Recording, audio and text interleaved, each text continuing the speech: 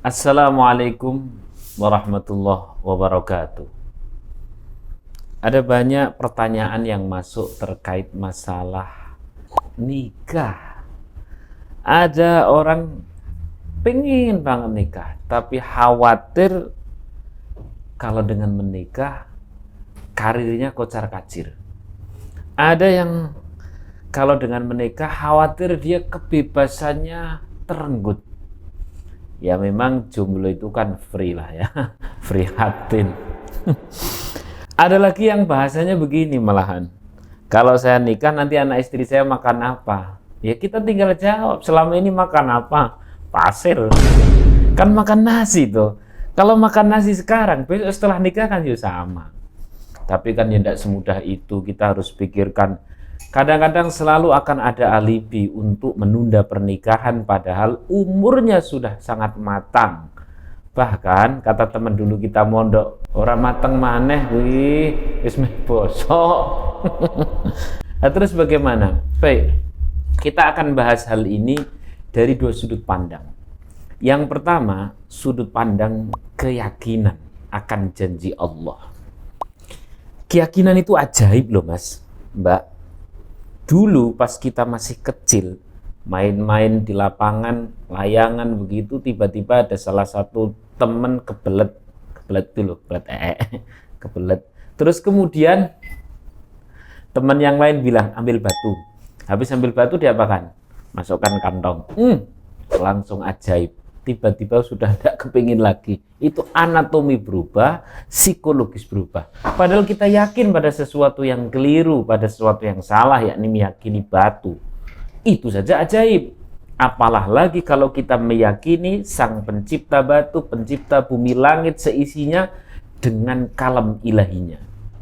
Ada bahasa dalam Al-Quran, wa ankihul ayama minkum wassalihina min ibadikum wa imaikum.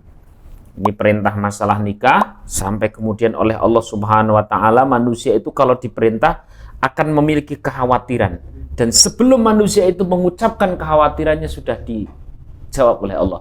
Iyakunu fuqara, menikah. Kan kita mau jawab, tapi iyakunu fuqara, seolah-olah Allah bilang begitu.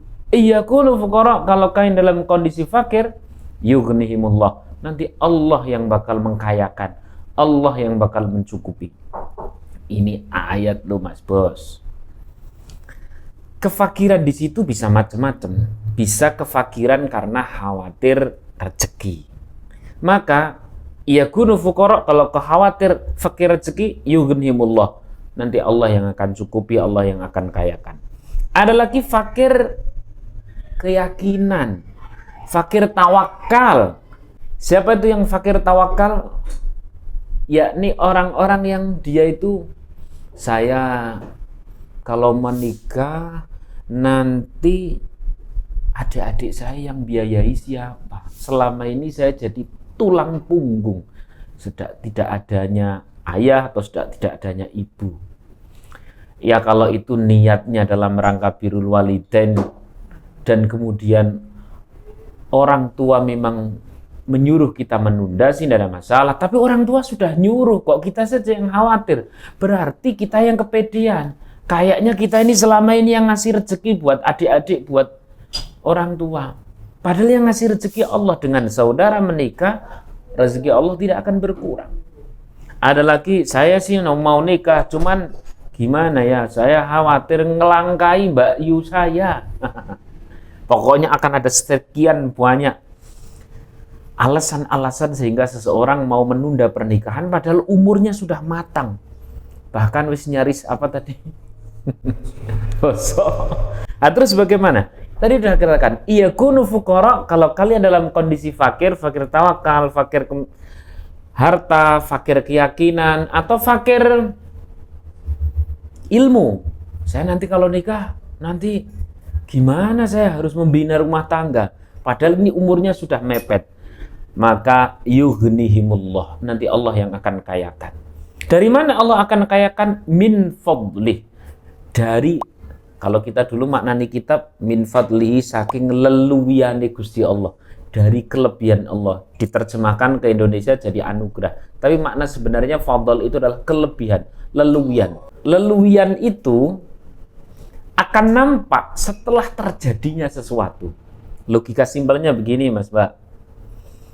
Ada prasmanan ini untuk 10 orang. Ya, 10 orang. Yang datang 9. Sebelum 9 orang ini makan, ini kelebihannya kan tidak nampak. Setelah begitu tes 9 orang ini makan, baru kelebihannya nampak. Itulah memang yang namanya fadl itu akan mulai terasa rezeki dari Allah. Kelebihan-kelebihan rezeki dari Allah itu akan mulai terasa setelah orang mengambil action. Begitu tes ngambil action, dah bismillah saya nikah, mau 3 bulan lagi. Itu mulai mendekati hari H itu ada rezeki buat teratak, ada rezeki buat mahar. Mulai akan terbukti. Apalagi nanti kalau sudah menikah, ada saja. Subhanallah. Ini tinjauan pertama, ayat. Tinjauan yang nomor 2, ini adalah psikologis keislaman. Mas Mbak, kalau boleh saya tanya begini. Kalau ada anak kecil, misalkan anak umur katakan kelas 1 SD, antara anak yang ada pendampingan dengan anak yang tidak memiliki pendampingan hidup, ini nanti hidupnya efektif yang mana? Jelas kan yang ada pendamping. Walaupun secara logika yang ada pendamping itu berarti dia 24 jamnya akan terkurangi. Suruh mandi, suruh ngaji, suruh ini, suruh itu, dan sebagainya. Dia 24 jamnya jadi terkurangi. Sementara yang tidak punya pendamping, full 24 jamnya untuk diri sendiri. Tapi kalau efektif akan karir, yang mana nih? Yang ada pendamping dengan yang tidak ada pendamping, dia efektif mana? Ada yang pendamping. Yang dengan adanya pendamping. Ini bukan masalah anak kecil. Ini minal jumlawin wal jumlawat itu pun sama. Kan kadang-kadang mikir nih, para jomblo ini kadang-kadang mikir, apalagi yang sudah kadung akut.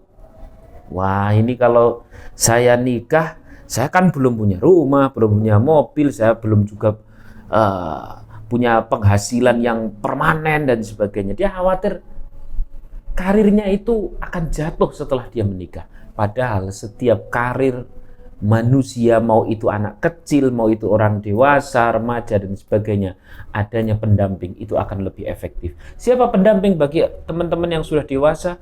Itulah yang namanya the bojoh. Semoga manfaat. Assalamualaikum warahmatullahi wabarakatuh.